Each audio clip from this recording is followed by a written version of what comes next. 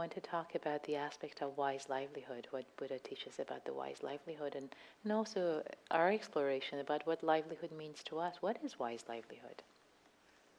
What is unwise livelihood? So, just to say, I think it was yesterday. Gosh, today's Monday. Yesterday is Sunday. I spent all day at Spirit Rock teaching a day long on this topic. So exploring an entire day with a group of people on wise livelihood, which was a lot of fun. So it's going to be condensed to less than 45 minutes for our exploration. So what is the idea? So what is the contemplation? So also I want to invite you, if you are retired also, I'd like you to consider this aspect of wise livelihood as how you show up in the world. How do you relate to other people? How do you do perhaps your volunteer work? Or if you have hobbies or passions, how do you show up for those? So it can be relevant in so many ways. So the idea of wise livelihood, our practice, we think of our practice, sometimes we have a very limited definition of what practice and meditation is. Sometimes we consider, okay, sitting on the cushion, eyes closed, that's my practice. But actually our practice does not end at the edge of our cushion. Our workplace can serve as our temple for practice, where the proverbial rubber meets the road. Otherwise, why are we doing this practice? Why are we doing this thing? Why are we doing this meditations? It needs to infuse our entire life. It would be kind of silly if you sat on the cushion and meditated and you were mindful and you were cultivating metta, loving kindness, may I be happy, may you be happy, and then, okay, you get off the cushion and you get in your car and you're mean and you go to work and you're not. It doesn't quite gel, right? That's not the idea, of course. So I'm making a caricature out of it so that we actually consider how can we be more intentional about our work and really consider the work that we do, our livelihood in the world, as our practice, as a way that we grow fully as a human being, and wake up, really wake up, become free, liberated, in the midst of the messiness. And work is not clean, it's not easy, there are always complicated relationships and things that arise and happen. So, also to say that, this exploration of our livelihood and work can be a tender exploration. And yesterday, as I was teaching the day long, it was quite apparent that it can be very tender. Even if we don't think about it that way, because we spend so much time, so much of our efforts, our waking life, working. We give our most precious asset to the world through our work, through the expression of our work. Our most precious asset is our time. And we spend, if you work in, 40-hour day, 9 to 5, or maybe sometimes even, this is Silicon Valley, people work a lot more than 40 hours per week, yes?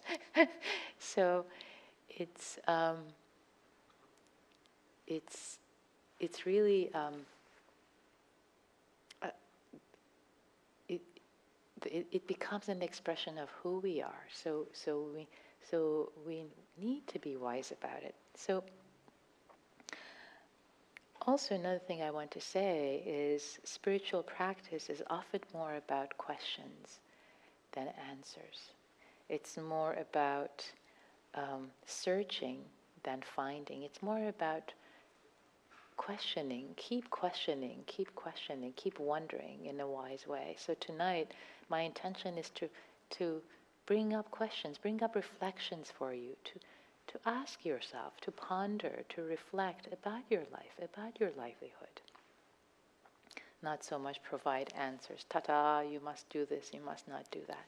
So do we have an agreement with that? More questions than answers? We're cool? Yeah? Okay, great.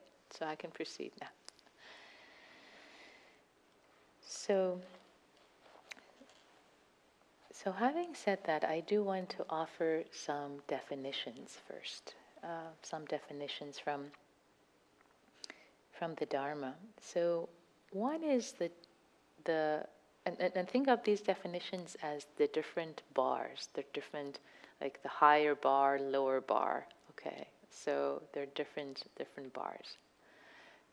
Definitions of wise livelihood, or also translated as right livelihood. So I would say that the lowest bar is also a teaching that many of you might have heard before in the Buddhist setting, is that there are 5 types of businesses that are not right livelihood. So as long as you don't engage in those 5, it's right livelihood. That's it. Okay, so what are those 5? And this is from Vanija Sutta. So those 5 businesses are business in weapons, business in humans, in human beings, so human trafficking and selling and buying, business in meat, business in intoxicants, and business in poisons. Okay, so as long as your business does not entail any of those 5, then one definition is that's wise livelihood. Okay, that's pretty straightforward, pretty low bar in a way, but really in a way to think about that is that these 5 kind of align with the 5 precepts of non-harming. So as long as you're not in a business that's directly trafficking human beings and killing animals and meat and poisons and intoxicants, weapons, you are not breaking the precepts, okay? And come to think of it, 2,700 years ago when the Buddha was teaching, there was a lot less flexibility in the world. So if you were born into a family that were farmers, you would probably be a farmer. If you were in the profession of a tanning business, you would be a tanner. So I can see why, thinking about the historical context, setting the bar kind of low would make sense. Otherwise, you say, okay, your work needs to fulfill your intention and your values. We do have the luxury to aim a little higher now if we want to. But just to set that is the bar. That is the bar. So as long as one does not engage in any of those, it is still wise livelihood. Okay, so that's one definition. But now let's move further. So another definition I want to share, not a definition so much. This is from a book called The Buddha's Teaching on Prosperity for lay people. So the Buddha's Teachings on Prosperity, and this book is by Bhikkhu Basanagoda Rahula. And in that, he quotes from the scripture in the Numerical Discourses that's translated as, the lay person's objective is to live a long and dignified life with wealth obtained through rightful means. I'll read it again. The lay person's objective is to live a long and dignified life with the wealth obtained through rightful means. So there are different aspects of this that I appreciate and I want to highlight. One is, as lay people, mendicants, many of the teachings were given to monks who are mendicants, and all they have is just their bowl and their robes and the roof over their head, and they can't even save food from one day to the next. They're not allowed to handle money. Monks in this tradition, they're not allowed to own anything, etc. However, the teachings for lay people, which is us, is different. And here there's the idea of living a long and dignified life. So the aspect of dignity, dignified life with wealth.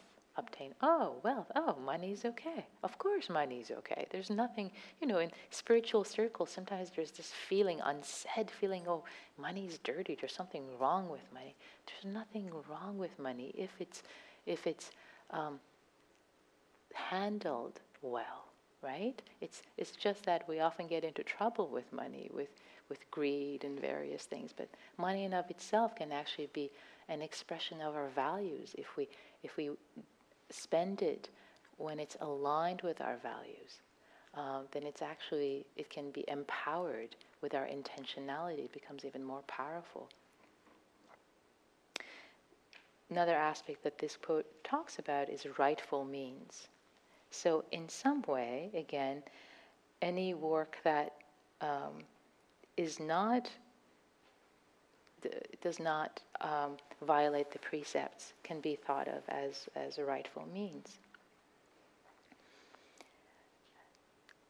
So breaking that down even further, I think, any work that allows you to earn money to take care of yourself with dignity and take care of the people that you care about, your family, in that way, it becomes wise livelihood by that definition. You're with me so far? Okay. Another definition I like to share is from Thich Nhat Hanh, the Vietnamese Zen teacher. And he says, to practice right livelihood, you have to find a way to earn your living without transgressing your ideals of love and compassion. The way you support yourself can be an expression of your deepest self, or it can be a source of suffering for you and others. Another one from him. Our vocation can nourish our understanding and compassion, or erode them. We should be awake to the consequences, far and near, of the way we earn our living. So now the bar is being set a little higher, right? Now we have our values being brought into the equation, and any work that does not violate, does not transgress ideals of love and compassion. So now the bar is being set a little higher. So bringing that into reflection, is the work that you're doing, or you choose to do, aligned with the ideals of love and compassion? And does it erode them, or does it support them?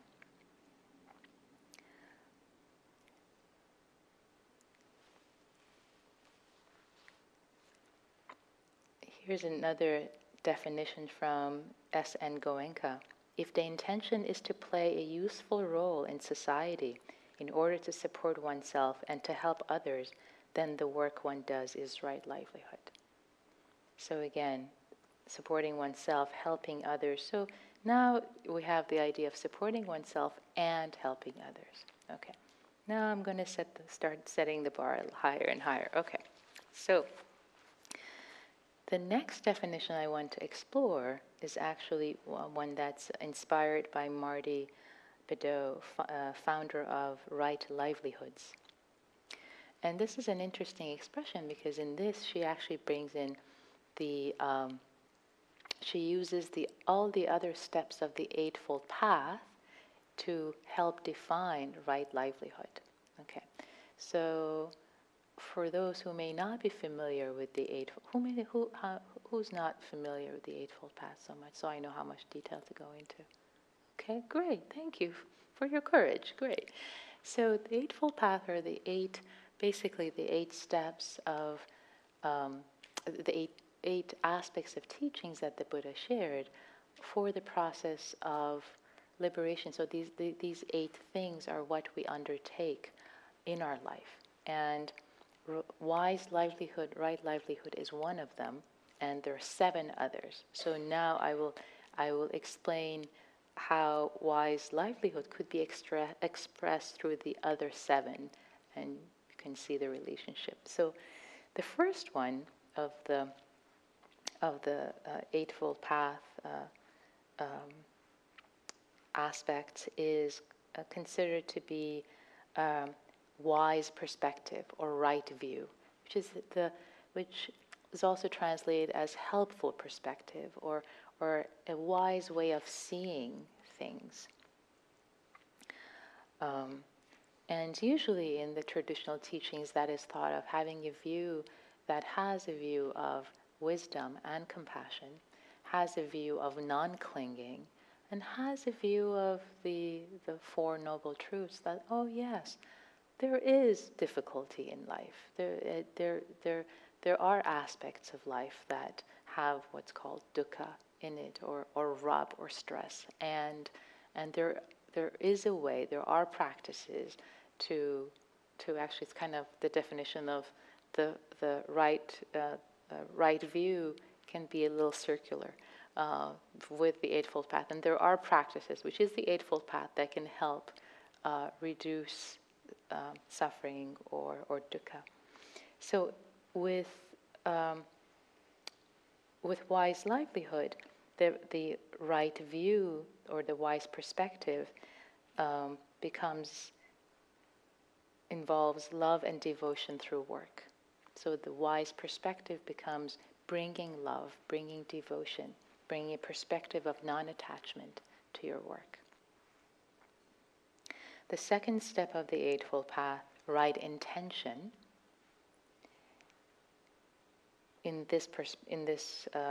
from the view of wise livelihood, becomes consciously choosing work that is best for best of ourselves, and having knowledge of our values. So the right intention really becomes an inquiry of our values. Who are we? What is important to us in the world? How do we want to show up? What is the legacy that we want to leave? Having lived in this world, in these bodies, and having spent our lives doing something, what is our intention? What are our values? How can we live our values through our work? So right intention gets expressed in this way through our values in wise livelihood. You're with me so far? Yes? Okay. So the third aspect, the third step of the Eightfold Path, right speech or wise speech, which is basically speech that is non-harming speech, is truthful, is timely, it's beneficial, it's kind, not harsh. So right speech in this context implies compassion and integrity, and also having this wise speech, relating to others through our speech in a kind, wise way. And actually, I would highlight right speech as one of the most important aspects of being in the world and working in the world, because who does not speak at work, right? Or interact with your partners or colleagues. Just by definition, working with other people, you have to interact with them, either through your speech, either through your writing, either through your emails, right? There is that aspect of communication. As human beings, we communicate with each other. So if we only take one, if we leave everything behind and just choose one practice from tonight to take to your workplace with you, I think it would be wise speech. How can you bring aspects of compassion, care, non-reactivity to the way that you interact with other people? Another aspect of that is listening. Actually, the practice of what I like to call whole body listening. So a lot of times when we listen to people, first of all, we're in our head, we're thinking about something else, we've completely tuned out, they're saying something and we're thinking about something else. Anyone not yes, everybody's laughing, yeah, we all do that. We're all guilty of that. So giving other people our attention, our full attention, is really the biggest gift we can give them, whether it's at the workplace or at home or anywhere else. So one practice that I like to teach and invite people to experiment with, which is actually pretty easy, is whole body listening. And we actually do that quite a bit on Wednesdays when there's a program we have here at IMC called Happy Hour, which is practicing Brahma Vihara's loving kindness metta every Wednesday. And we have interactive exercises where folks are encouraged to interact and speak and listen with their whole bodies. Okay, so what does that mean? Let's try it on for size. Okay, first step, as you're listening to me right now, can you feel somewhere else in your body? Somewhere in your body. For some people it's their hands. Maybe you can feel your hands while you're listening to me, or your feet, or your bottom on the floor, or the cushion, your sit bones, maybe your belly as your breath comes in and out. Okay, everybody got something you can feel while you can listen to me and still hear me out? You can be embodied in somewhere in your body? Yes? Easy? Is it easy? Pretty straightforward, I think. No? Continue to feel something and listen to me, so that your mindfulness, your awareness is both internal and external. So it seems like riding a bicycle at first, like, whoa, what is she talking about? And then when it becomes a practice, then you can become embodied and not just feel one part of your body, but really be embodied. Feel your body, be present, like a rock, be completely present and still listen to another person. So now, let's just try it on for size. May not work, but what if you're listening with your whole body? What does that even mean? Doesn't matter. Don't try to figure it out. Just try it. Try to listen with your whole body as I'm speaking, receiving, as if your whole body was an organ, was the ear organ. Yeah, interesting. Actually the way you're sitting will change for some people. Just the way you're receiving. You have a taste of it, what it might be to actually listen with your whole body, listening. So this aspect of listening and really being present when you are interacting with other people, whether at work or at home, it can be an amazing, amazing asset. The biggest gift of your presence that you can be giving to others. So moving along to the next step of the Eightfold Path, wise action or right action in this context, in the context of wise livelihood, implies doing your work and having no attachment to outcome. What? Having no attachment to outcome? Did she just say that? Yes, having no attachment to outcome. Okay, what does that mean even? Okay. So that comes from the wise understanding. That comes from number 1, which relates to wise action. So the idea here is, yes, of course, as human beings, we have responsibility. We have responsibility for the choices we make, for the actions we do.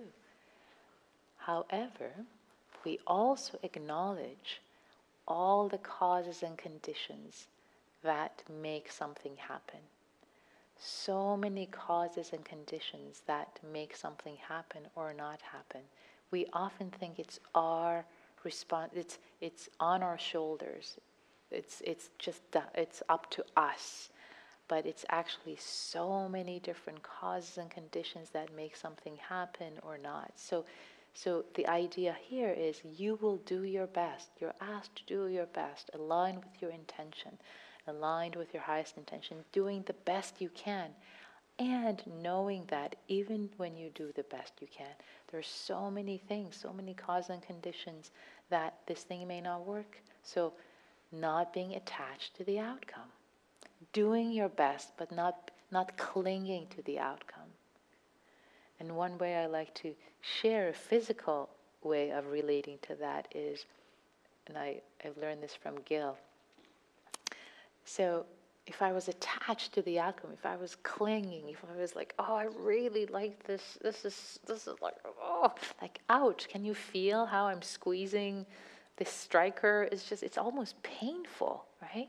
Whereas, I can still do my best, but hold it with an open hand. There's just much more freedom. So, non-attachment to outcome. And that frees our heart, frees us to do the best work we possibly can, but not get entangled, not really get entangled, and caught up. So the next step of the Eightfold Path is usually wise livelihood, which we've moved to the top. So the next one would be wise effort or right effort. And this one could think of it as choosing a work that you can do your whole life and keeping yourself in a state of constant learning and beginner's mind so that you continue to grow and learn. Don't be an expert. Don't be an expert. Have a beginner's mind. Continue to learn. Continue to allow yourself to make mistakes.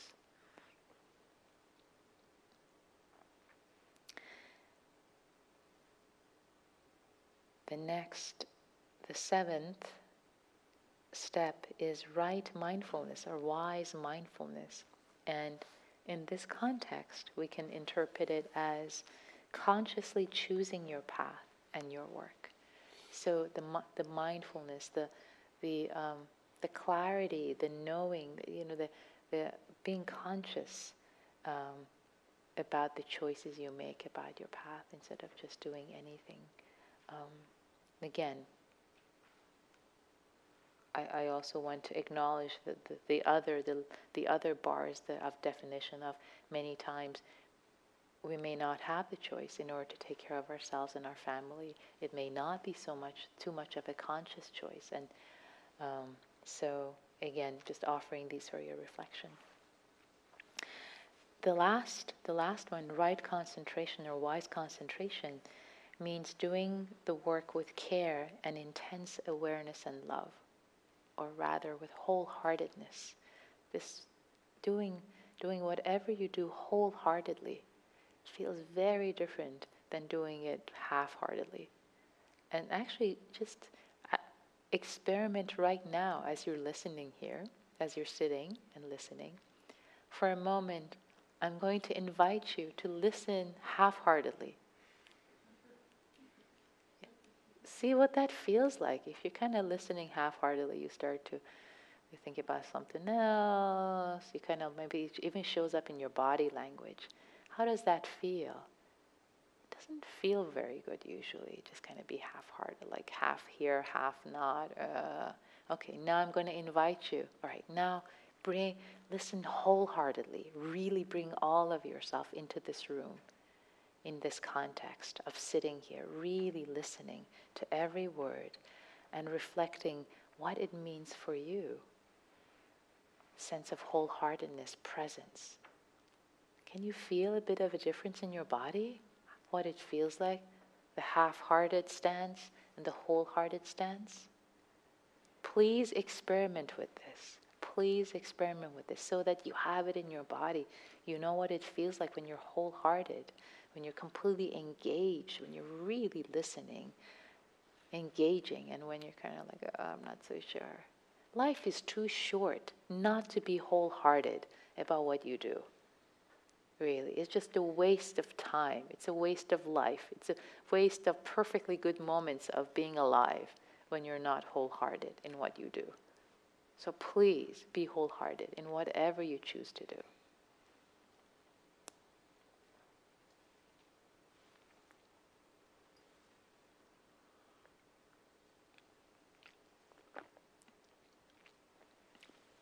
share a couple of other definitions. This one is from Robin Shearer, founder of Career Enterprises Incorporated, where work and heart meet.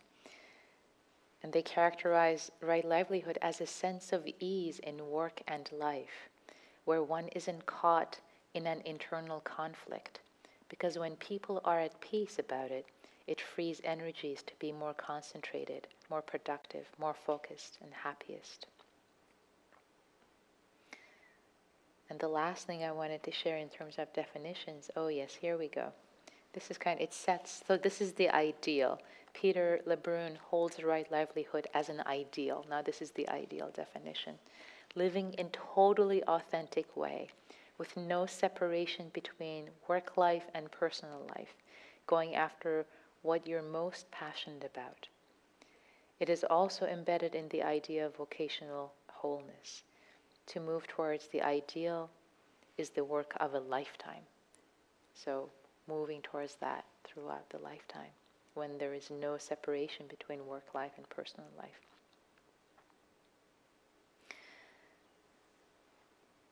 So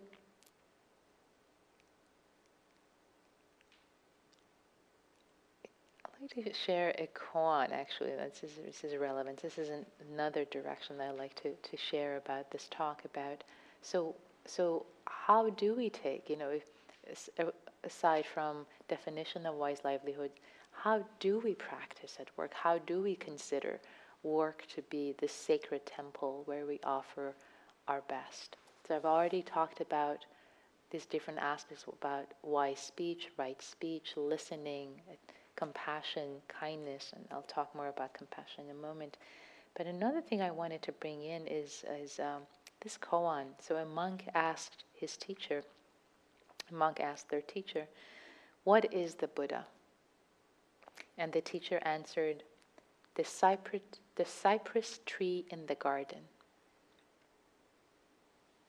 It's a koan. It's supposed to be a little, so sit with that a little bit.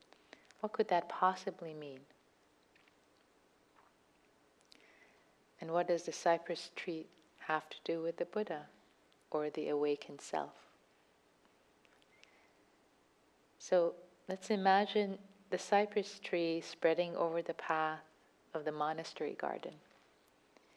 What could be more ordinary or familiar to the monk than the cypress tree?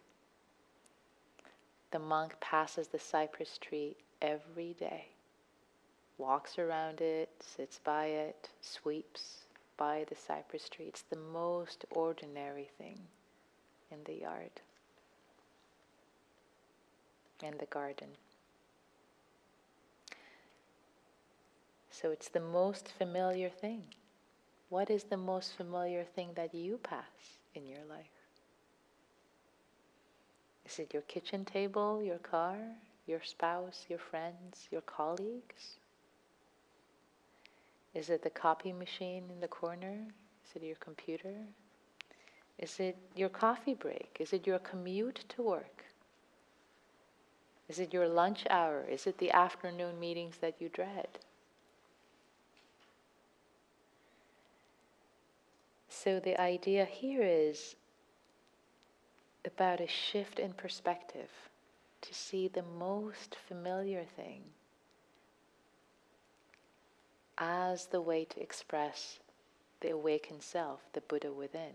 Not to take it for granted as the same old, but really a shift in perspective to see the most familiar thing, the most ordinary that you pass by every day, you do every day. What kind of gifts it contains for you if you just received it, if you just opened up to it.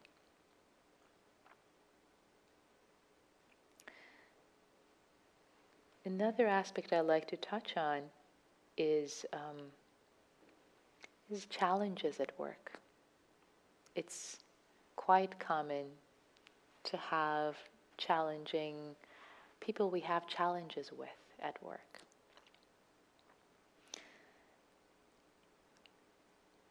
So in that way, work can be a crucible for practice where egos clash, buttons are pushed, etc., etc. So there is, I mean, in some ways, these difficulties at work can be fodder for more growth, to open our hearts to compassion, both for ourselves, if we're in a difficult situation, and for others, to see the humanity of the person you're having difficulty with. So, one of the practices that actually we did yesterday, and if you come to happy hour, we do this practice, is doing compassion practice or loving kindness practice for ourselves, as well as people whom we're having difficulty with. We usually don't call them difficult people, because they're not difficult as far as they're concerned. They're perfectly normal as far as they're concerned. In fact, they consider you their difficult person. You're their difficult person, right? So it's a practice of expanding our heart in compassion and care, to see their humanity, to wish them well, to see their humanity, not to condone the actions. The actions can be hurtful, the actions can be unwise, and we can have fierce compassion and say, no, this cannot happen. However, separate the actions from the human being, from the person, because just like you, the person that you're having difficulty with, just like you, they want to be happy. Just like you, they don't want to suffer. Just like you, they're the object of affection of other people. There are people who love them. They think they're great. Just like you, this person cares about other people. Just like you, they have hopes and dreams. Just like you, they've had disappointments. They've had failure. They've had physical pain. They've had illness. They've had loss. They've cried. They're human beings just like you. They're not different from you at all. The ways you express yourselves in the world is different, and that's the action. But in terms of humanity, you're not so different. So opening your heart to see their humanity and wishing them well, just as you want to be happy, just as you don't want to suffer. May they not suffer. May they be happy and fulfilled, and not condoning the actions. So what this invites you to do, especially in difficult situations at work, is not to be in a reactive place, because when you're in a reactive place and you're hating the person, like, oh, they're just bad, they're evil, they're awful, you're not going to go anywhere. And in fact, who's hurting the most? You are, because you're in that constrained, difficult space of enmity and ill will, and anger hurts you more than anybody else. Anger is likened to picking up a hot coal to throw at someone else. Guess who burns when you lift up a hot coal? You burn first before throwing it. So through the practice of loving kindness, metta, compassion, opening your heart to see the other person's humanity, which allows freedom in your own heart, ease in your own heart, to then be able to deal with the difficult situation, with the stressful situation. And having said that, just to say that there are also some difficult work situations that could be emotionally toxic, and they might be more draining you more than nourishing you. So there's opportunities for growth, working with challenges, growing through them, and the point sometimes might come that it's really not nourishing or supportive. And the last thing I want to share is there are many other ways to take your practice to work on, and you're probably doing that already. You might be taking pauses throughout the day, mindful pauses. Another thing to consider is, I actually appreciate this book that I recommend called Deep Work by Cal Newport. And what he espouses is avoiding interruptions. So having a period of time that you're not doing context switching, you're not interrupted, so that you can do deep work, deep creative work. And I think you'll probably see that the effects of interruptions usually show up in your body, in your mind, in your heart, both in your life and also when you sit on the cushion, you kind of feel distracted, you feel all over the place. So reducing social media interactions could be a huge way to reduce the context switching. So with that, I'd like to thank you all for coming here tonight to IMC to practice, both in sitting silently, in listening wholeheartedly, practicing with that. And I wish you all both a wonderful evening and wise livelihood, however it might show up for you. May all beings be well, may all beings be happy.